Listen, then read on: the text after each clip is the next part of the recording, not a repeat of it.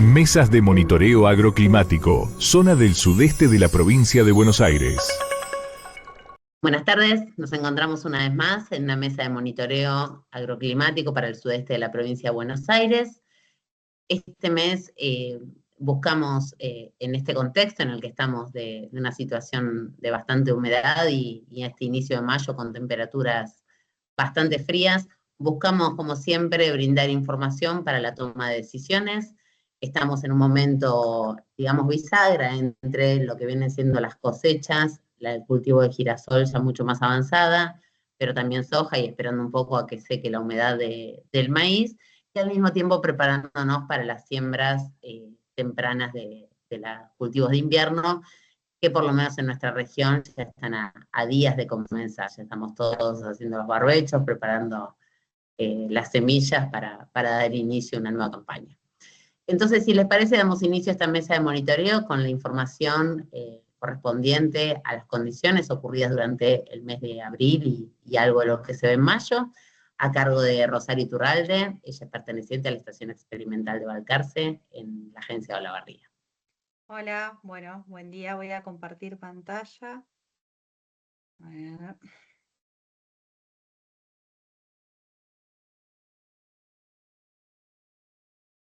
Avísenme si se ve ahí. Perfecto. Bueno, siempre arrancamos estas reuniones haciendo un breve repaso de las condiciones meteorológicas. Vamos a hablar de abril y, bueno, algún comentario de lo que va de mayo. El INTA Balcarce publica el resumen que tiene las condiciones meteorológicas del mes en un documento que es el Informe Mensual Agropecuario, que lo pueden descargar de la revista acá virtual del INTA Balcarce, que es Visión Rural. Así que, bueno, siempre recordamos esto porque el público se renueva. Y ya empezando con lo que es el resumen de las condiciones del mes, la temperatura media del territorio fue 16 grados centígrados, con una máxima media de 21 grados y una máxima registrada en Miramar de 28,8 grados centígrados.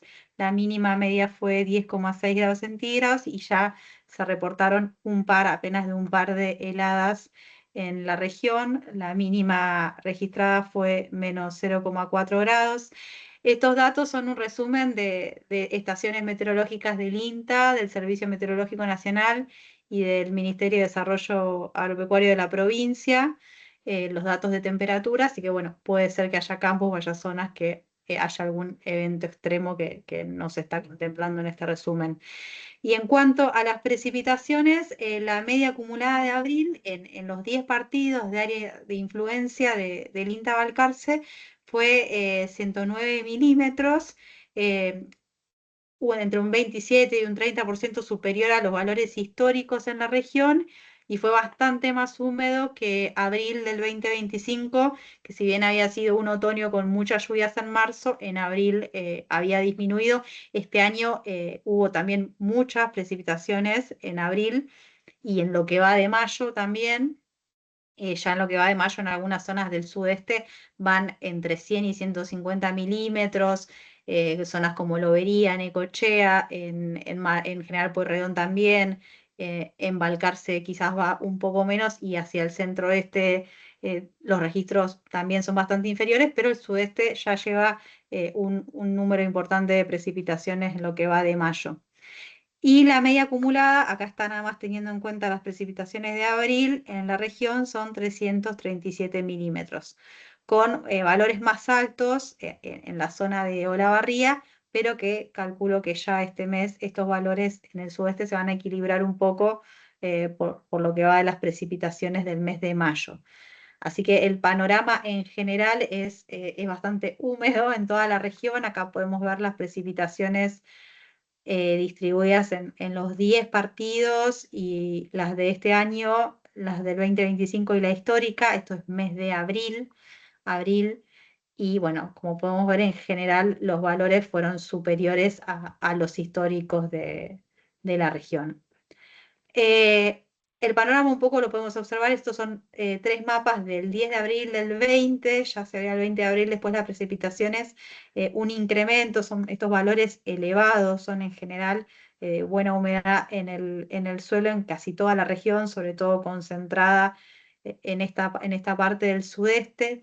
Estos valores de porcentaje de agua en el suelo los pueden consultar en la página de CEPA de INTA, donde hay otro tipo de productos relacionados también con el agua en superficie y con otros eventos extremos, como pueden ser, por ejemplo, las heladas, pero nos ayudan a entender un poco cómo se está comportando la región y a tener una mirada más regional, si bien por ahí los valores absolutos a veces pueden variar de lo que el productor ve en su campo. Pero sí, esto ya no está detectando una zona muy húmeda, esto a fines del mes de abril. Otra imagen que mostramos siempre para tratar de describir un poco lo que está pasando en la región es una imagen de índice de vegetación normalizada, de IVN, que por lo general muchos productores, asesores están familiarizados ya con este índice. Los valores, las zonas más verdes son zonas con mayor vegetación, que por lo general son zonas ganaderas en este momento del año, y las zonas más claritas son cultivos agrícolas que ya están o por cosecharse o que han sido cosechados, o lotes que están en barbecho. Así que podemos ver acá zonas más claritas, se corresponden por lo general a una cuestión de la fenología de la vegetación en esta época del año, y después lo que se ve es muy verde, que en este otro mapa que se llama anomalía del índice de vegetación normalizado, es decir, que compara el índice anterior, el de este mapita, con datos de los últimos 25 años y lo resume en esta información que los valores azules son valores similares al promedio, y los valores, estos verde un poquito más verde y un verde medio oscuro, grisáceo, depende el monitor, lo van a ver distinto. Son valores bastante más altos o superiores al promedio o incluso a los máximos.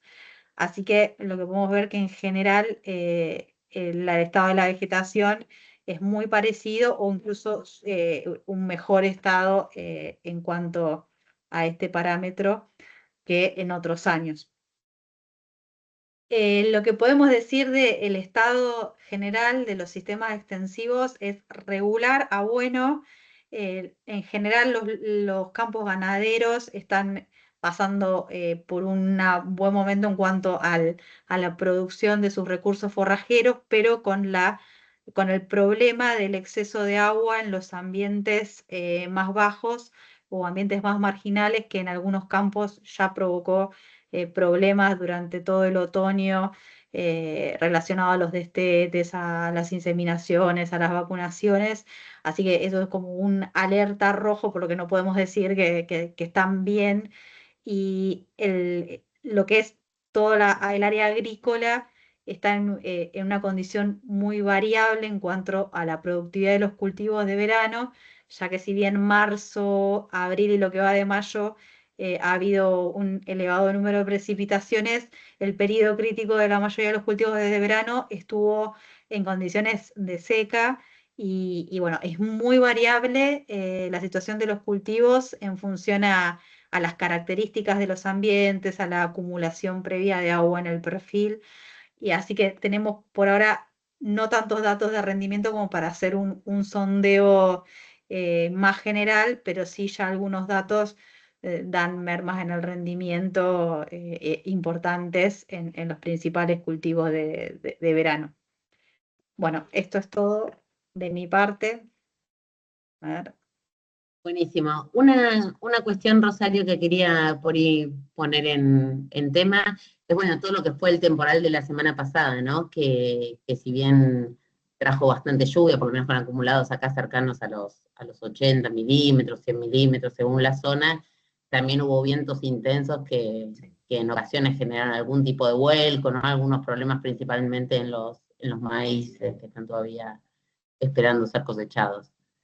No sé si tenés información de otros lados, con algunos daños, perjuicios que haya habido. Sí, eso principalmente en la zona del sudeste, más cerca de donde están ustedes, y también complica un poco todo lo que son las tareas previas a la cosecha o la cosecha en sí, por lo que todo este tipo de eventos en este momento van a ir en perjuicio de ya los rendimientos que estuvieron afectados durante el periodo crítico, así que datos concretos no tengo como para informar, pero sí nos han reportado que de los eventos extremos en la zona de ustedes. Así que bueno, estamos esperando un poco para tener algún dato más en números, pero bueno, esperemos que se tranquilice un poco el tema de las tormentas y de la lluvia, porque va a tender a complicar la situación actual, que ya en algunos campos es bastante complicada. Buenísimo, muchas gracias. Entonces ahí enganchamos y damos lugar a Florencia Iacobone, ella pertenece a la UBA, la Universidad de Buenos Aires. Y, y bueno, Flor, un poco traernos cuáles son las perspectivas, cuáles son los pronósticos que se esperan en este momento que, como decía Rosario, es un momento importante porque estamos en este momento bisagra entre la cosecha y la siembra. Bueno, gracias María. Bueno, les voy a pasar a presentar em, lo que es respecto a el pronóstico de mediano y corto plazo. ¿Se ve bien? Sí, Perfecto, gracias. Bueno, empecemos principalmente con lo que son los forzantes que suceden tanto en la atmósfera como en el océano, que nos repercuten en lo que sucede en el sudeste de Buenos Aires. El más conocido es el fenómeno de El Niño, oscilación del sur, que si vemos cómo es el mapa de las condiciones actuales, ¿sí? Sobre todo en lo que es el Pacífico, vemos que no tenemos valores por encima de lo normal cálidos, ¿sí? En lo que es la zona central, pero ligeramente vamos a empezar a ver cómo se empieza a calentar el océano, ¿sí? Sobre todo ya lo estamos viendo en la costa de Sudamérica, ¿sí? Entonces, esto ya nos está dando un inicio que el Pacífico se está calentando y, como vamos a ver más adelante, vamos a esperar condiciones El Niño, ¿sí? Pero si vemos el índice representativo de este forzante, como vemos en este gráfico de abajo a la izquierda, em, la línea temporal lo que nos indica en este momento es que estamos en condiciones neutrales, ¿sí? Entonces, por ahora rige la neutralidad. Otro de los forzantes que también consideramos para ver qué sucede en la atmósfera y en el océano es el dipolo del Océano Índico, el IOD que llamamos también, que esto lo que suele suceder es que se pone en fase, ¿sí? Actúan de la misma forma generalmente con el ENSO, ¿sí? Entonces vamos a esperar generalmente que si el ENSO se encuentra en una fase neutral, bueno, lo que suceda en el Océano Índico también, y eso lo podemos ver en este gráfico, en donde el índice nos está indicando que se encuentra dentro de la franja blanca, son condiciones neutrales. Si bien el pico o los valores positivos o negativos suelen encontrarse más bien cercanos a la primavera, ¿sí? Pero está bueno hacer un seguimiento de este forzante para ver cómo va a ir evolucionando. Y otro de los forzantes muy importantes que nos puede generar mayor o menor precipitación o mayor o menor temperatura en el sudeste de Buenos Aires es lo que sucede en la zona de la Antártida, ¿sí? Este índice suele repercutirnos de manera más bien semanal, ¿sí? Pero fíjense cómo es bastante variable, ¿sí? Por esto de que cambia semana a semana o día a día. Y para el 11 de mayo se encontraba en condiciones negativas, pero estuvo prevaleciendo mayormente las condiciones neutras, ¿sí? Que es lo que estuvimos hablando en las mesas pasadas, ¿sí? Tanto si consideramos el diagnóstico que hace el Servicio Meteorológico de Australia, como el de abajo, el Servicio Meteorológico de Estados Unidos. Entonces, por ahora, rigen las condiciones de neutralidad para los tres forzantes. Pero vamos a ver cómo eso repercute en el pronóstico, ¿sí? De los forzantes. ¿Qué es lo que nos va a interesar? Que se está hablando mucho en este momento.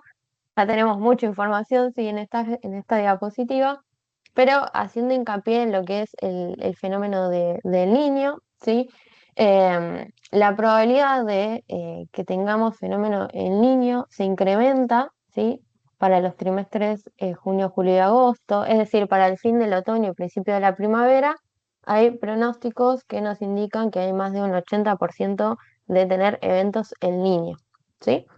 Y si vemos el gráfico de barras de la derecha, este es un pronóstico que hace el Servicio Meteorológico de Estados Unidos justamente para ver cuál va a ser la intensidad de este forzante, ¿sí? Entonces, pensemos que es un pronóstico y que es una probabilidad de que esto ocurra, ¿sí? Entonces, por ejemplo, para lo que es el fin del otoño y el principio del invierno, tenemos estas barritas, que acá está reducido o simplificado en la tabla de abajo, ¿sí? Que por ejemplo para junio, julio y agosto hay una fuerte probabilidad, una alta probabilidad de tener eventos en niño, pero la intensidad de este forzante va a ir cambiando de acuerdo si es mayor a 1 grado, mayor a 1,5 o mayor a los 2 grados de calentamiento del Pacífico, ¿sí? Y la intensidad de este forzante aumenta, ¿sí? A medida que nos acercamos a la primavera, que es lo que también esperaríamos encontrar, ¿sí? Pero sin embargo, la probabilidad de que esto sea, fíjense, como un niño muy fuerte, ¿sí? Fíjense que varía entre un 11 y un 25%, ¿sí? Es un valor de probabilidad para tener en cuenta, pero hay que ir con calma. Y algo muy importante que lo menciona tanto el Servicio Meteorológico de la NOAA como todos los servicios meteorológicos, es que los eventos, que acá está recuadrado en azul, los eventos de este forzante muy fuerte no necesariamente van a generar un impacto tanto climático como meteorológico muy fuerte, ¿sí? Entonces también es importante como traer un poco de calma en eso. Si bien hay que seguirlo mes a mes, ¿sí? Para ver cómo es esta evolución del forzante, pero no necesariamente van a tener impactos muy fuertes en nuestra región. Después, siguiendo con los otros forzantes, por ejemplo, lo que sucede en la zona de la Antártida, también prevalecen las condiciones de neutralidad, ¿sí? En la línea verde es el ensamble de todos los modelos que nos muestran qué puede llegar a pasar en los próximos días y a fin de mes de mayo, principio de junio, tanto para el Servicio Meteorológico de Australia como el de Estados Unidos, que son los que mayor fuente de información nos dan sobre estos forzantes. Y en cuanto a lo que sucede en el Océano Índico, también prevalecen las condiciones de neutralidad, pero vamos a ver que a partir de agosto o septiembre esto se va a ver incrementado debido a que es cuando tiene su pico máximo, ¿sí? Entonces, si vemos el gráfico de barras de abajo a la derecha, los tenemos por meses, ¿sí? Y la probabilidad de que este forzante ocurra dependiendo su fase, ya a partir de junio o julio, bueno, tenemos mayor probabilidad por encima del 60% en lo que es el invierno, el principio de primavera, con una fase positiva, ¿sí? Entonces eso iría de la mano con el ENSO positivo, ¿sí? Un fenómeno del Niño. Entonces veamos cómo va a ser la repercusión de todo este conjunto de forzantes en un pronóstico mensual y trimestral. ¿Sí? Como siempre, tenemos el pronóstico de las anomalías de temperatura que nos da el Servicio Meteorológico Nacional para la semana del 13 al 19 de mayo, en donde vamos a esperar en el sudeste de Buenos Aires condiciones más frías, ¿sí? De lo normal, de una temperatura media, y ya pasamos a casi la última semana del mes, condiciones más bien neutrales, ¿sí? O frías, pero no muy frías. Y si ahora bien pasamos al pronóstico trimestral, en este caso, tanto para lo que es mayo, junio y julio, ambos pronósticos, como vemos acá, em, pronostican una probabilidad de entre un 40 y un 45% de tener temperaturas por encima de lo normal. Luego vemos el mismo análisis, pero con respecto a la temperatura, a la precipitación, perdón. Para la semana del 13 al 19 de mayo se esperan anomalías negativas de precipitación en toda la zona de sudeste, en todo Buenos Aires prácticamente, que ya en la última semana de mayo estas anomalías tienden a ser un poco más bajas. Y después, si vemos lo que va a pasar para la escala trimestral, se prevén que hayan anomalías positivas, ¿sí? Esto nos está indicando que tiene una fuerte relación, ¿sí? En lo que se espera que pase con el niño, donde vamos a tener precipitaciones también por encima de lo normal, pero no quiere decir que sean precipitaciones extremas, ¿sí? Sino que va a llover un poco más de lo normal, en un 40%. En cuanto al pronóstico de los próximos días, ¿sí? Tenemos que para la zona, la localidad de Olavarría, se prevén precipitaciones y prevé una baja probabilidad entre un 10 y un 40% em, para el día sábado, ¿sí? 16 de mayo, y los próximos días se esperan que disminuya la temperatura mínima, ¿sí? Vamos a ver cómo para la semana siguiente la temperatura mínima va a rondar entre los 3 grados, ¿sí? Y la máxima se va a mantener más bien en un mismo valor, ¿sí? Entre 13 y 12 grados. Esto según es el pronóstico del Servicio Meteorológico Nacional. Después podemos pasar a lo que es el pronóstico de Meteorred, ¿sí? En donde también hacen un pronóstico de precipitación para el día sábado y luego el resto de los días también vemos cómo disminuye la temperatura mínima y la temperatura máxima va a rondar entre los 13 y los 15 grados. Pero no hay pronóstico de lluvia para los próximos días, ¿sí? Excepto para el día sábado. Y en cuanto al Windy, sí, que también es otra fuente de información que utilizamos, sí, igual siempre recordemos que todos los pronósticos que sacamos de páginas fuera de nuestro país usan datos del Servicio Meteorológico Nacional, ¿sí? Entonces, los tres pronósticos que nos muestra el Windy también indican precipitaciones para el día sábado, sí, sí, igual es baja la probabilidad, y el resto de los días continúan con condiciones estables, ¿sí? Sin probabilidad de precipitación.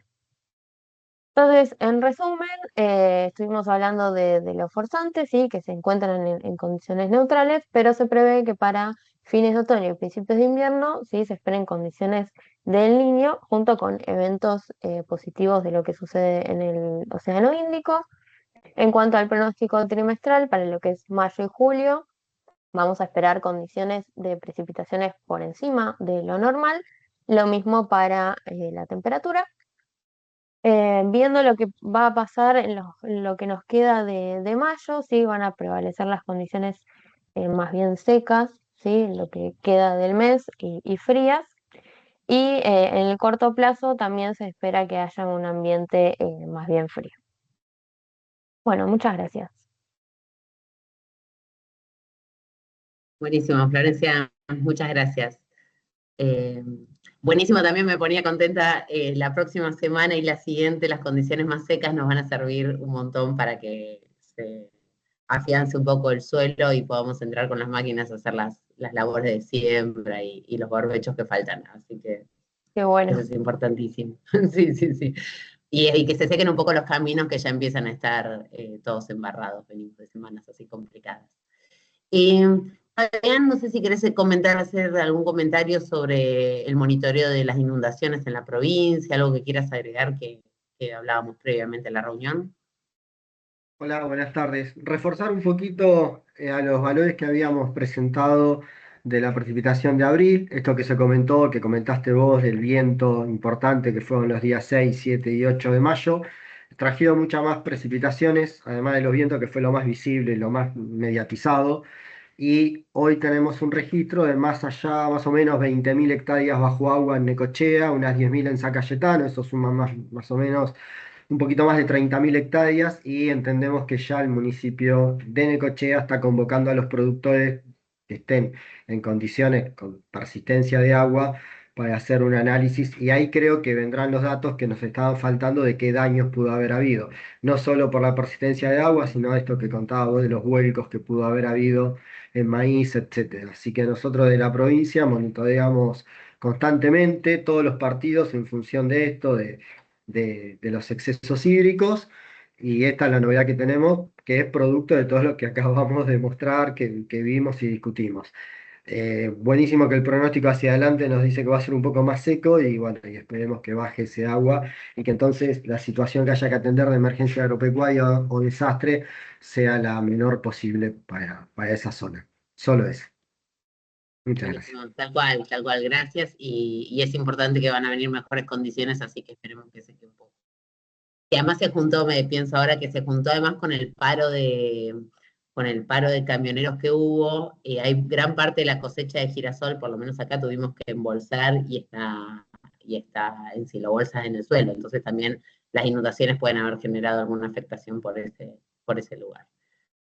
Bueno, muchísimas gracias. Entonces nos esperamos el próximo mes para una nueva reunión y esperemos que las condiciones sean benéficas y que podamos cerrar las cosechas que faltan y empezar las siembras de invierno con las mejores condiciones posibles. Les mando un saludo y aprovecho para invitarlos el martes.